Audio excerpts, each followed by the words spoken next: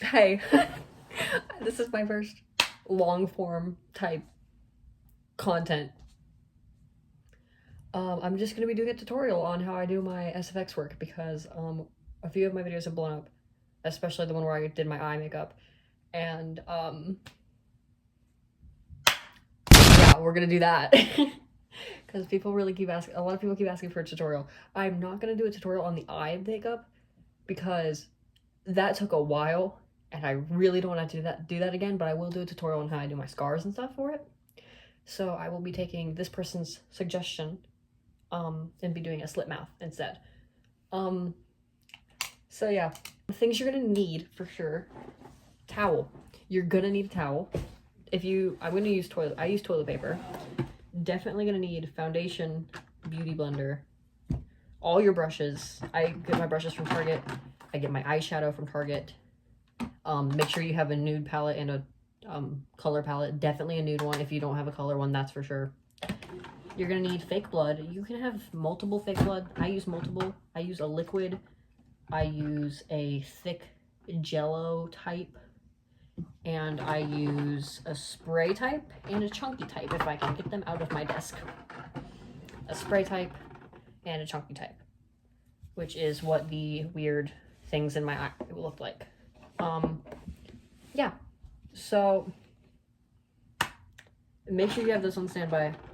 And of course, star of the show, liquid latex. You're gonna need liquid latex or else you can't really do this. Or unless you have glue. If you have glue, that'll work too, actually, probably. I don't know, I haven't tried it, so.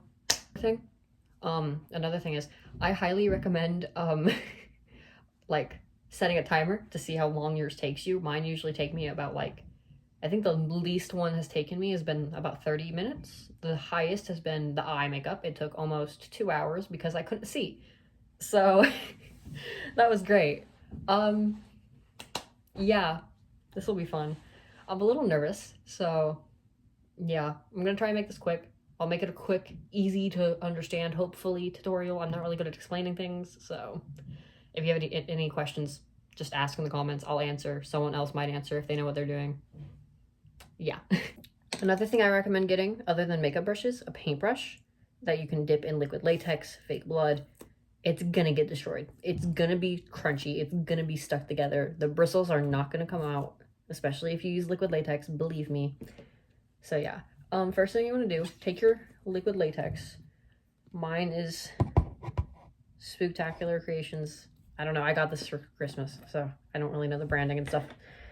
And you could either, I usually start with my liquid latex. Normally there's always a giant chunk at the beginning that I just try and get out or shove back in the bottle because I don't want to deal with it. And try and line up where you're gonna put it. You can be a bit messy with your liquid latex, in my opinion, because you can cover it up with foundation and fake blood at any time. So, and always have just like some extra piece of toilet paper. I just have some in my desk on standby so I could put my brush down and not make a huge mess at my desk, because this is also where I play video games and do homework and everything else in my life. Because we're not messy around here, kind of. Take your toilet paper and roll it up. You can either scrunch it. It really depends. I like to roll mine up because, in my opinion, that's just easier. And try and figure out how long it's going to be. I usually put it on there and then rip. Because it's flesh. It's going to look like flesh, so it can be a bit choppy. And just stick it on there. And then go back with your liquid latex brush. I usually get a bit more. And stick it on. Do not get liquid latex in your mouth. I prefer. I say as I get it in my mouth. And yeah, use your other hand to patch it down. It's a very annoying process, honestly, in my opinion. And anyone else who does makeup like this will agree with me, maybe. Just because it can get stuck to your hands and then rip off the whole entire process and makes you have to restart. So just go through with your liquid latex, brush it on, pinch it, make it thin. Make it look like the flesh is in. You got to make it look inward so it looks like your flesh is out, because we'll do shading there eventually. So I'm going to do that. Now, if you're doing a cut wound like mine, I already have mine down. You just repeat the same process on the other side, but leave space in the center. That's why I say pinch it, because then you can leave space in the center to do your shading with your eyeshadow, your fake blood, and whatever else you have. So again, just keep repeating the process. If you fail, it's toilet paper and liquid latex. It's gonna be sticky and it's gonna be gross. Just take it off. I highly recommend doing, if it's your first time, like doing SFX work, or if you're doing, or if you're like not really used to it yet, I recommend doing arms or thighs or just any part on your leg or arm. I feel like is easier. Usually forearm or thigh I like to do when I started practicing. So I'm just gonna start answering some questions I've also gotten about my SFX work. Definitely let this dry, by the way. This tutorial better get views because I'm running out of storage trying to do this and I keep deleting apps. So, but yeah, was really into all that. And people ask how did you know what to do?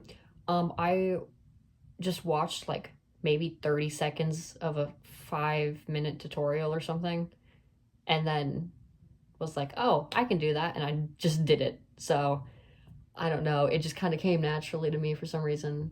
I mean, it's not really that hard in my eyes, but I've also done it for quite some time. But yeah, once you get your stuff to dry, take your foundation. I usually, my shade, it's not gonna look like my face. This is not my face shade. This is my thigh shade because I didn't expect to do this stuff on my own face for some reason. But just make sure it's dry, like poke it a little, just see if it's decently dry. If it's super wet, it's gonna be a really bad mess. Like that's all just stuff. Just put some foundation on, pat it around, and make sure you get in the cracks as well. And also, if there's any liquid latex over here, it's gonna be covered by eyeshadow and fake blood. Believe me, the amount of mistakes I've made that people don't see because the fake blood covers it, it's amazing. And just make sure you get all the cracks. You don't have to get all the cracks on the inside because that's also gonna be covered by eyeshadow. Just make sure you get the outer ones specifically is what I was thinking. And the cracks of the toilet paper on the like actual outer flesh that you can see. So yeah. After you do your foundation, take your nude eyeshadow palette with your darker colors. I start off with black, and take your makeup brush and just fill in where your skin would be like flesh. Like it wouldn't be skin, it would just be like the meat of your skin, you know? Just do that, because yeah, like that already looks like it's extending into my mouth. So yeah, just do that. Just make sure it's nice, and it can touch the edges. That's also fine. We don't aim for perfect here. We aim for good enough.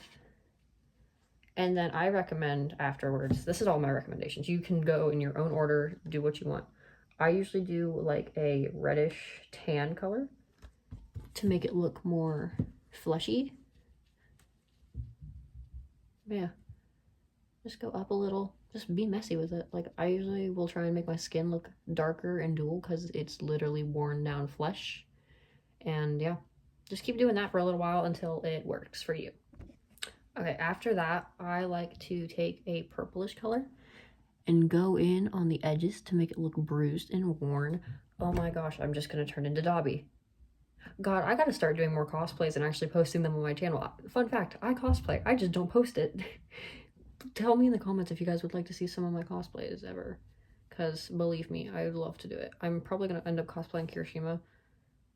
Mainly because one of my friends told me to, because I keep getting comments on my teeth being sharp. So yeah, we're gonna do that. Maybe it might be posted. Depends on if you guys like that type of content. Yeah.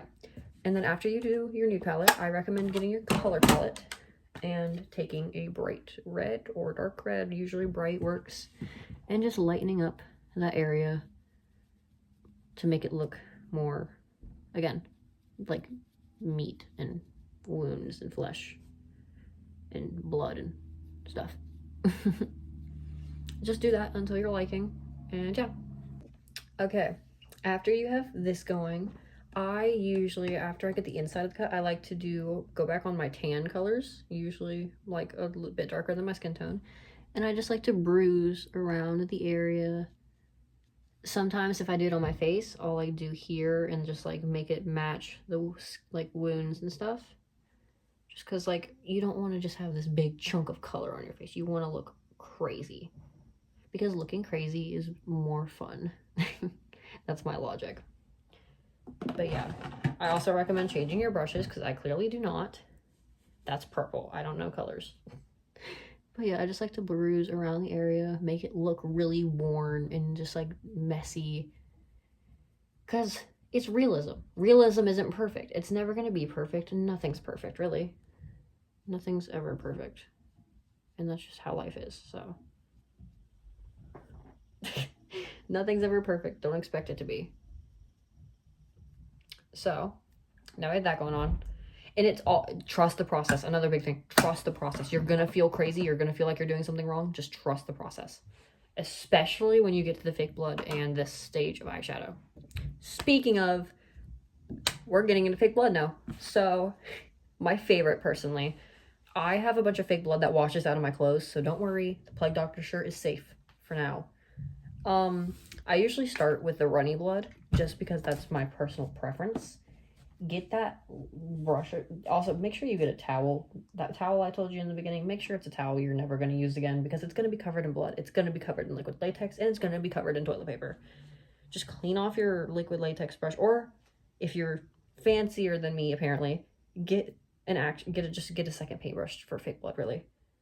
Honestly, I really should get more brushes, but I don't care.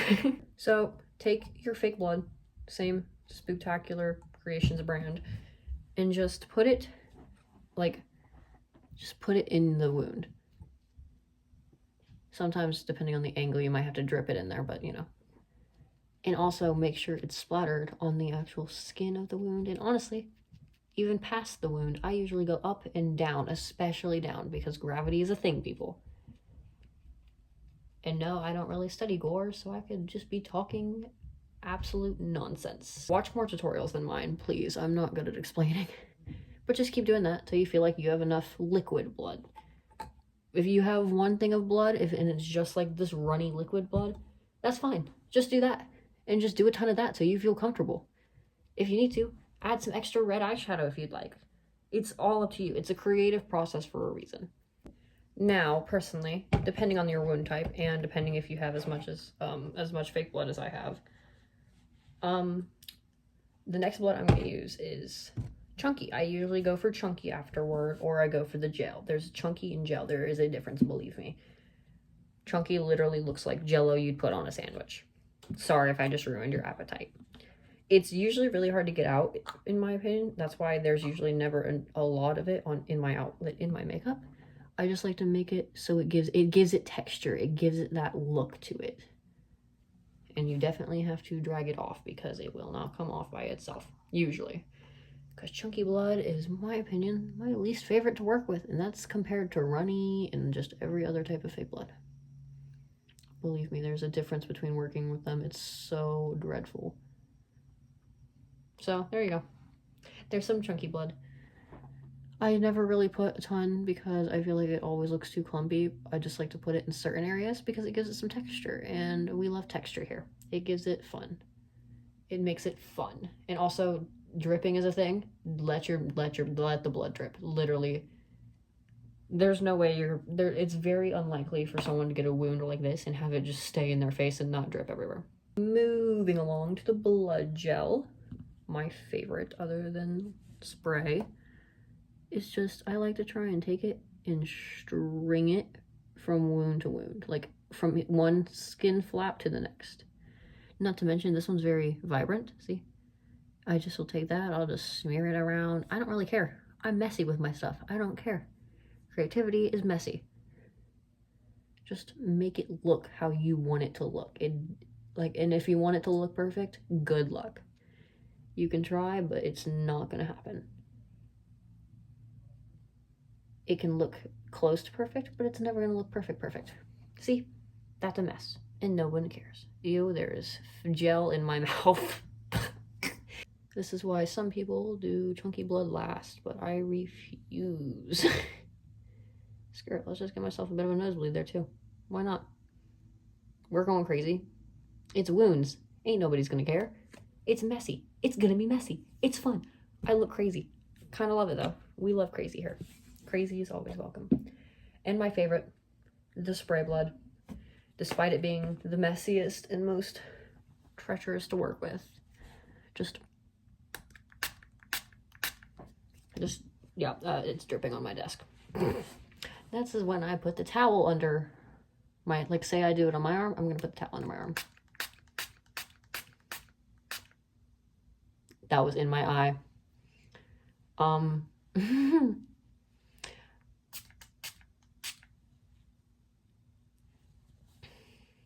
It's in my mouth.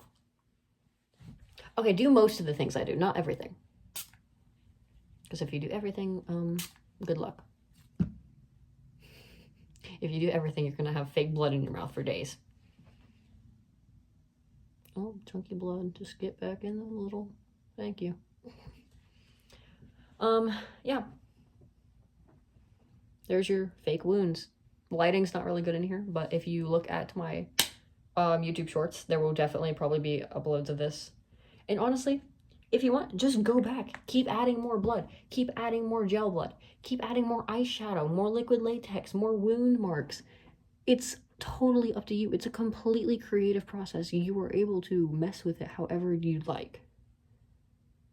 And if anyone judges you for it, so what? They can do their own thing. That's why it's creative. Everyone's different. I just got blood gel in my mouth. But yeah. Thank you all for watching. I hope this tutorial is helpful for you, and I hope you like the makeup. Yeah. Thanks for all the nice comments, and thanks for all the support. I can't believe we hit 3,000. I genuinely didn't even mean to hit 3,000. That was like pure accident.